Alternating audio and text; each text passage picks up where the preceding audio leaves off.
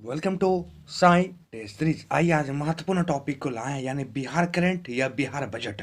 अभी हाल ही में आप देख रहे होंगे बिहार एसआई का एग्जाम है, फिर बीपीएससी है, फिर सीडीपीओ है, फिर अन्य कम्पिटिटिव एग्जाम देखा जाए बिहार की परिदृश्य से है। तो ये सभी क्वेश्चन जो बिहार स्पेशल हमने लाया है ना, ये काफ़ी महत्वपूर्ण होंगे बिहार एसआई के लिए अथवा बीपीएससी के लिए। यहाँ से पूर्ण संभावनाएं होंगी, मैक्सिमम से मैक्सिमम क्वेश्चन यहाँ से टच करने का पूर्ण संभावनाएं होगा। ये बिहार बजट और बिहार करंट अफेयर्स परिदृश्य एक साल का क्वेश्चन जो हमने यहाँ पे कलेक्ट किया है, इसमें 20 महत्वपूर्ण क्वेश्चन का संकलन किया गया है जो एग्जाम की दृष्टि से बहुत ही इंपॉर्टेंट होगा। आइए इन बिहार करंट अफेयर्स अथवा बिहार बजट को रिकॉल करते हैं। काफी महत्वपूर्ण क्वेश्चंस यहाँ पे है, आइए सभी का बारीकी से विश्लेषण करते हैं। सबसे पहले नंबर क्वेश्चन में पूछा गया है, बोला गया है बिहार में 109वें स्थापना दिवस की विषय वस्तु क्या थी। यानी हाल ही में आपने देखा होगा बिहार ने अपना 109वां स्थापना दिवस मना रहा था। बिहार की स्थापना देखा जाए, आप देखते भी होंगे बिहार दिवस हमेशा एग्जाम भी पूछता है कि बिहार दिवस किस तिथि को मनाए जाते हैं ना, तो 22 मार्च को बिहार दिवस मनाए जाते हैं। तो सबसे पहले यह याद रखनी है 22 मार्च यानी 1912 को ही बिहार को बंगाल से अलग राज्य बनाया गया था, और 1912 से अभी वर्तमान परिप्रेक्ष्य में देखा जाए ना तो 109वां स्थापना दिवस ये बिहार मना रहा था। 109वां स्थापना दिवस बिहार मना रहा था, जिसका इसका विषय वस्तु काफी इंपॉर्टेंट, पिछले बार भी एग्जाम पूछा था, जल जीवन हरियाली हो जाएंगे। जल जीवन हरियाली यानी इस बार जो बिहार ने अपना स्थापना दिवस मनाया, 109वीं स्थापना दिवस मनाया ना, इसका विषय वस्तु जो थे जल जीवन हरियाली था। जल जीवन हरियाली था। इसमें और एक पॉइंट याद रखिएगा कि बिहार अपना जो दिवस मनाते हैं स्थापना दिवस 22 मार्च को मनाता है। तो 109वां स्थापना दिवस जल जीवन हरियाली, काफी महत्वपूर्ण क्वेश्चन से। आइए आगे चलेंगे। पूछा गया फरवरी 2021 में बिहार के किस शहर को स्वदेश दर्शन योजना के तहत चुना गया है। तो ये शहर है ना, यानी बिहार की जो महत्वपूर्ण ये 3 शहर है, वो सीतामढ़ी है, वो बक्सर है, ये दरभंगा है। इन्हें देखा जाए बिहार सरकार के द्वारा 2021 के लिए स्वदेश दर्शन योजना के तहत इन्हें चिन्हित किया गया, यानी सीतामढ़ी को, बक्सर को और दरभंगा को। सबसे पहले ऐसे समझिएगा, एक यहाँ पे योजना पूछा गया था स्वदेश दर्शन योजना ना, ये स्वदेश दर्शन योजना देखा जाए एक केंद्रीय सरकार का योजना है, यानी केंद्र सरकार का योजना है, और इसकी शुरुआत देखा जाए 2014-15 में की गई थी। 14-15 में की गई थी, यानी ऐसे समझने का प्रयास कीजिएगा पर्यटन को बढ़ावा देने के लिए केंद्र सरकार के द्वारा देखा जाए तो यह स्वदेश दर्शन योजना को लाया गया था 14-15 के आसपास में। और वर्तमान में देखा जाए 2021 में इस दर्शन योजना के तहत ही बिहार के 3 शहर जैसे देखा जाए सीतामढ़ी, बक्सर और दरभंगा को इस स्वदेश दर्शन योजना के तहत चुन लिया गया है। तो काफी महत्वपूर्ण यह भी क्वेश्चन थे। आइए आगे चलेंगे। पूछा गया है, बोला गया है बिहार बजट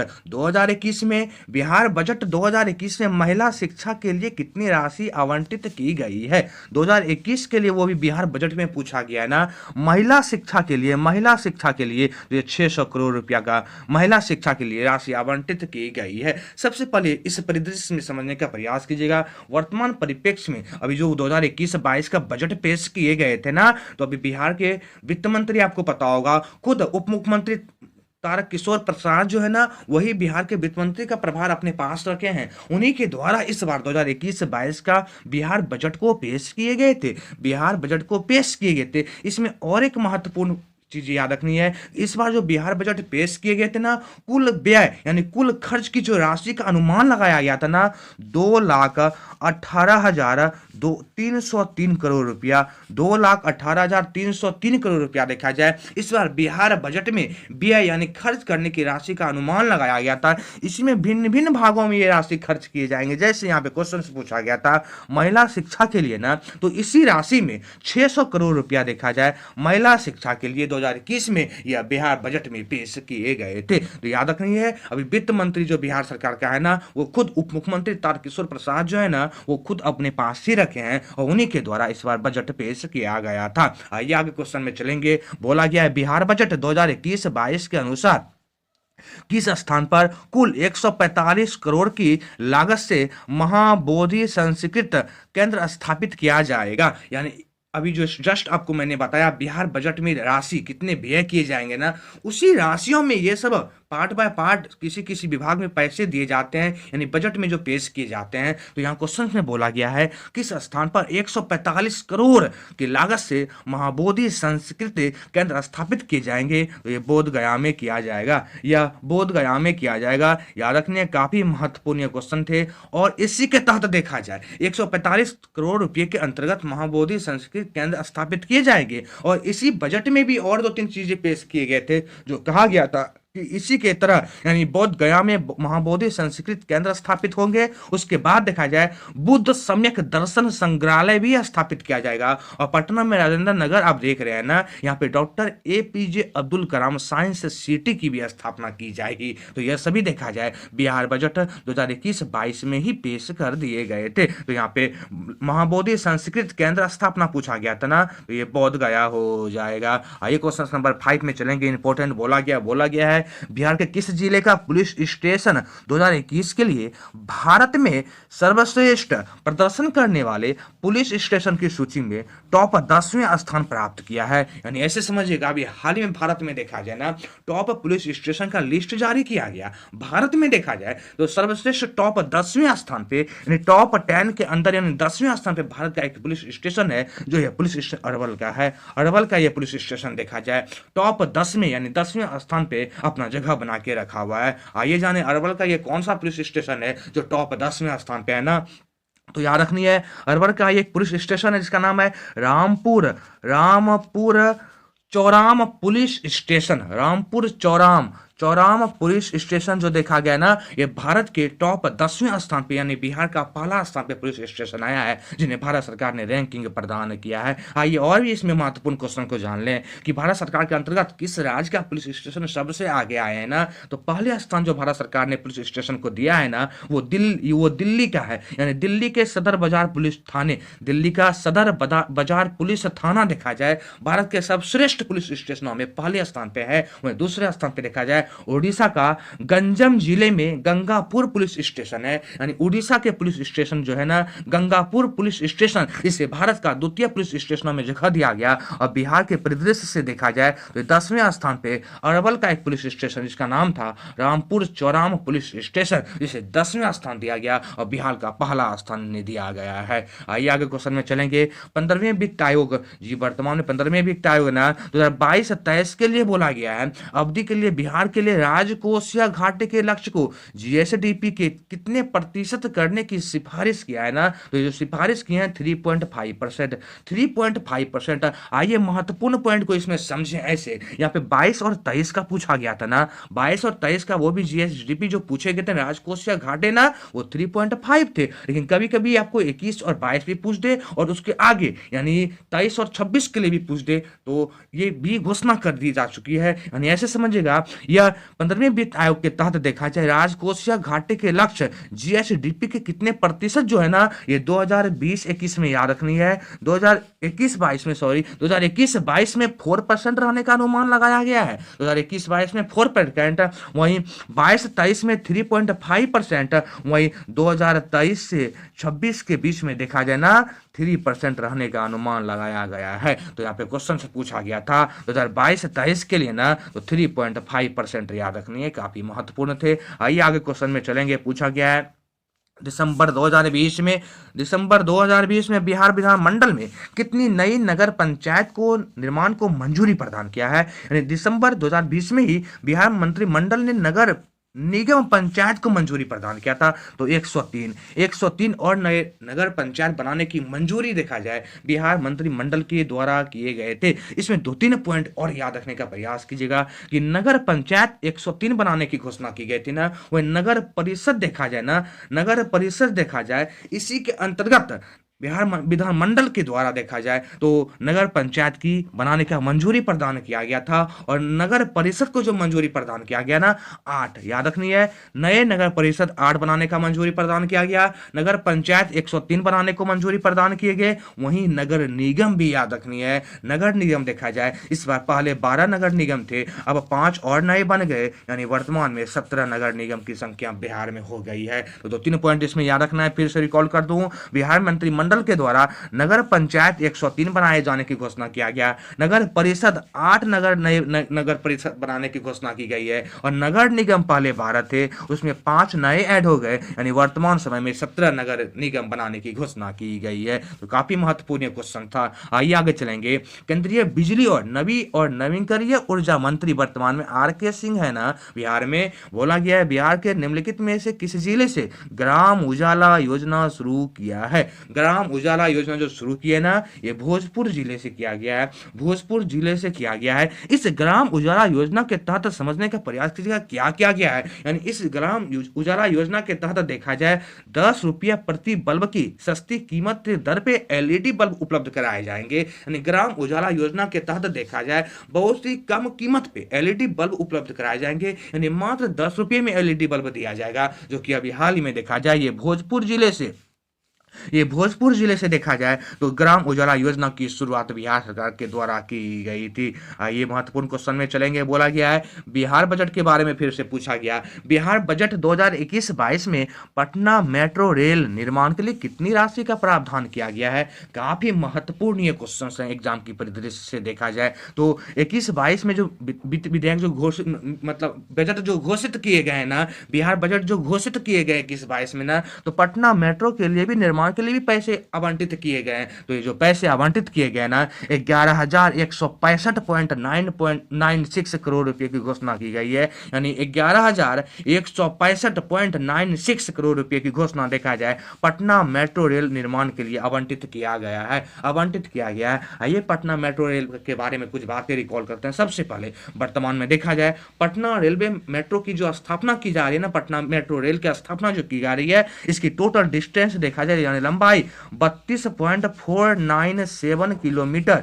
अभी वर्तमान में इसकी डिस्टेंस बढ़ा दी गई है। पहले 31 किलोमीटर था, लेकिन अब 32.497 किलोमीटर इसकी लंबाई, यानी पटना मेट्रो रेल बनाने का निर्माण यानी यह प्रोसेस स्टार्ट किया गया है। और यह 2024 तक इसे पूरा करने का लक्ष्य रखा गया है। 2024 तक इन्हें पूरा करने का लक्ष्य यानी पटना मेट्रो रेल को 2024 तक बनाने का लक्ष्य रखा गया है। इसमें जो राशि आवंटित की गई है ना 11,165 करोड़ अप्रॉक्स में देखा जाए इतनी राशि की आवंटित की गई है। आइए क्वेश्चन नंबर 10 में चलेंगे। महत्वपूर्ण पूछा गया, बोला गया है निम्नलिखित में से किसने राज्य में इथेनॉल उत्पादन संवर्धन नीति 2021 से शुरू किया।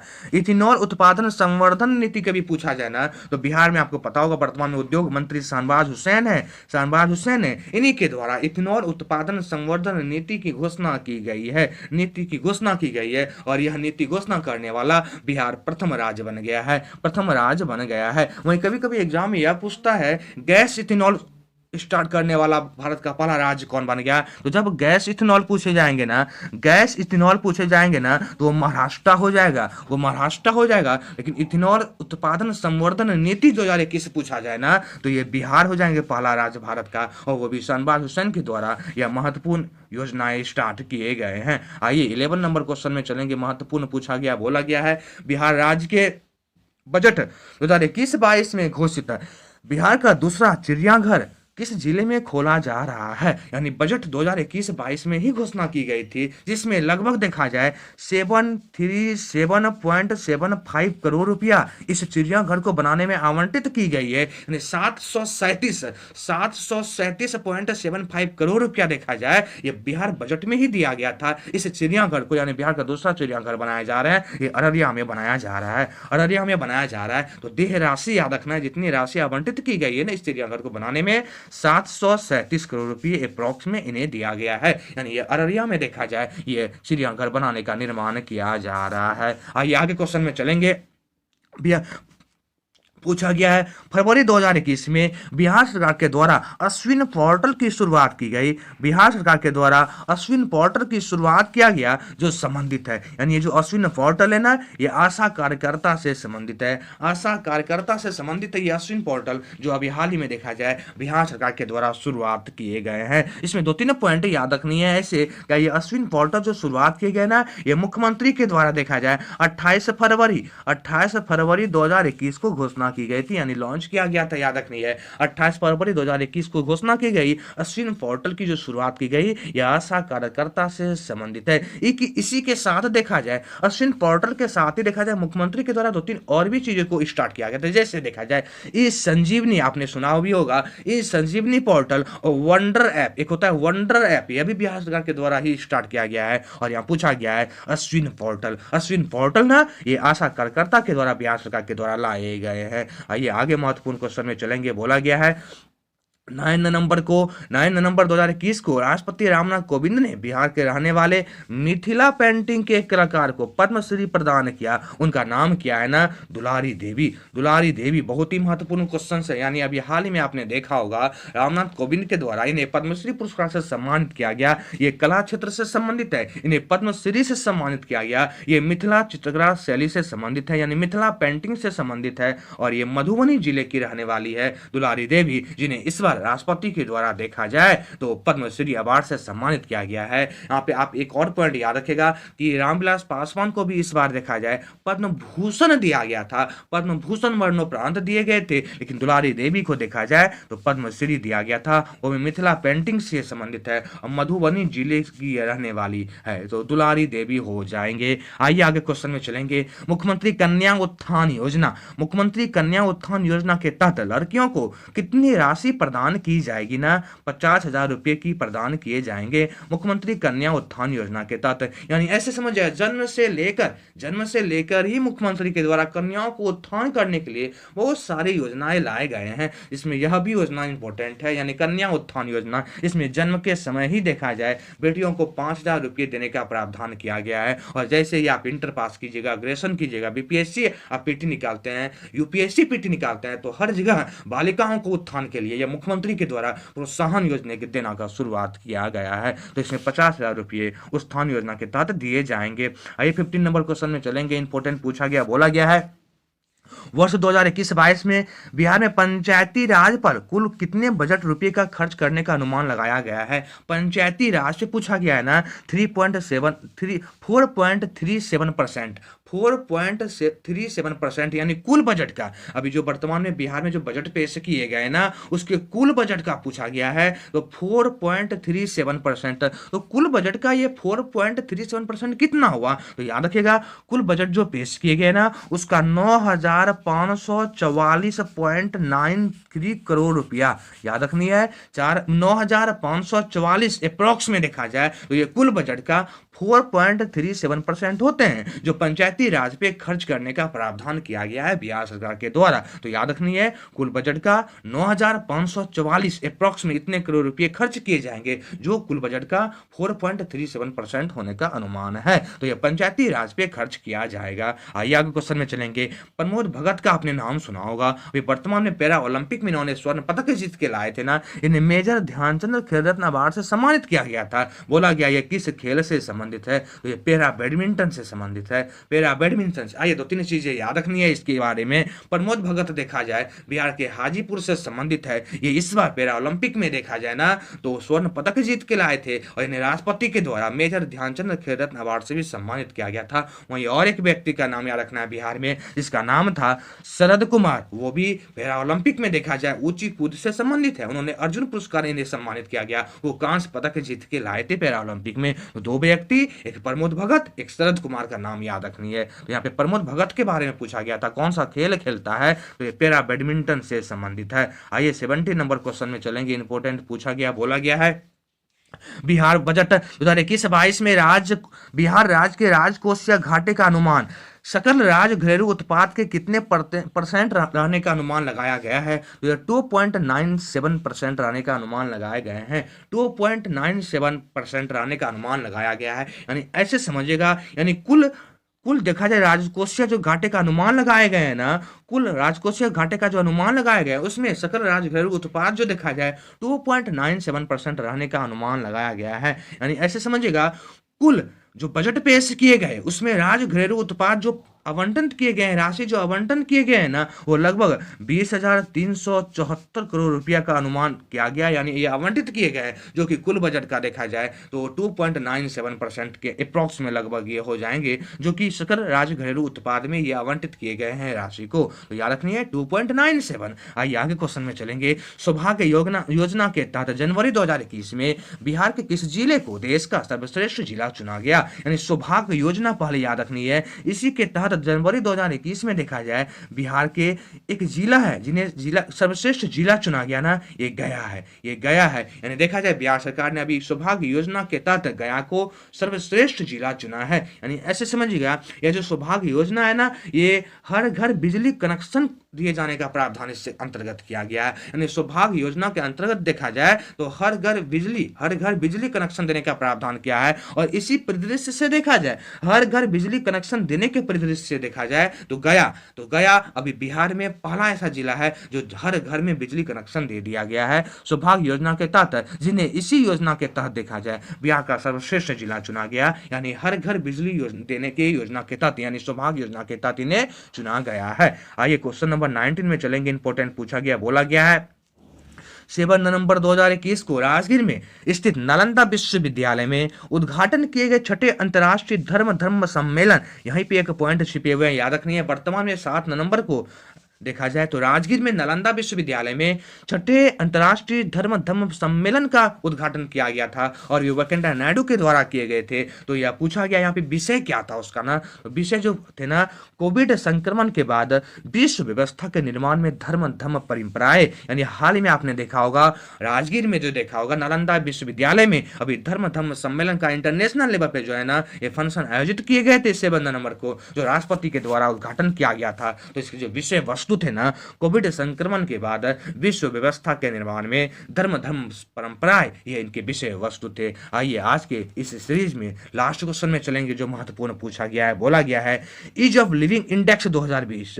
ईज ऑफ लिविंग इंडेक्स 2020 में बिहार का कौन सा शहर शीर्ष 20 स्थान पर है? तो याद रखनी है, भारत में जो ये जारी किए गए ईज ऑफ लिविंग इंडेक्स 2020 जो जारी किया है ना, बिहार में टॉप 20 में कोई शहर ही शामिल नहीं है। यानी बिहार का स्थान इस टॉप में जगह ही नहीं दिया गया है, पटना का स्थान दिया गया है, 33वें स्थान पे पटना को रखा गया है। यानी ऐसे समझ सकते हैं, भारत के वैसा शहर जहाँ पे लिविंग यानी रहने का अच्छा शहर होना, तो पटना को 33वां रैंक दिया गया है, 33वां रैंक पे पटना को रखा गया है। टॉप 20 में किसी भी शहर को पटना का स्थान नहीं दिया गया है। तो ईज ऑफ लिविंग इंडेक्स में देखा जाए पटना का स्थान जो 33वें स्थान पे बड़े शहरों की सूची में दिए गए हैं। तो बिहार करंट अफेयर्स एवं बिहार बजट के परिदृश्य से देखा जाए, ये सभी क्वेश्चन से काफी महत्वपूर्ण है आगामी एग्जाम के लिए देखा जाए तो। ऐसा ही वर्तमान में एग्जाम है, फिर बीपीएससी है, फिर सीडीपीओ है, तो यह सीरीज आपके लिए काफी महत्वपूर्ण रहेंगे। तो यह भी रेगुलर सीरीज 5-6 सीरीज चलेगा, जिसमें पूरा बिहार का करंट अफेयर्स आपको हम रिकॉल कराएंगे। थैंक यू दोस्त। यदि वीडियो आपको मेरा ये पसंद हो तो फिर